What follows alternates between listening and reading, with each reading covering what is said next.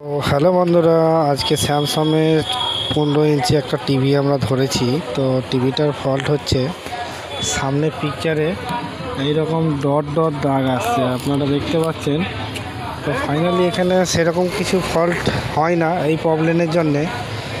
এই 150 ক্যাপাসিটারগুলো খারাপ হয়ে যায়, যার কারণে এই সব ফল্টগুলো আসে।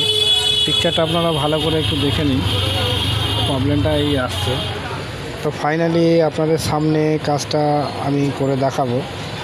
তো ক্যাপাসিটারগুলো লাগিয়েছি, শুধু সোল্ডিংটা করে আপনাদের দেখাবো একটা ম্যাজিকের মতন, এটা ঠিক হয়ে যাবে। তো এইগুলোই খারাপ হয়, যার কারণে এই দাগগুলো মোটামুটি এসে যায়। তো দেখতে পাচ্ছেন পুরো ক্লিন হয়ে গেছে। সে ঝিঝি করে কাঁপতেছিল সেই, কিন্তু ওই দাগটা কিন্তু আর নেই। তো ভালো লাগলে লাইক কমেন্ট শেয়ার অবশ্যই করে দেবেন।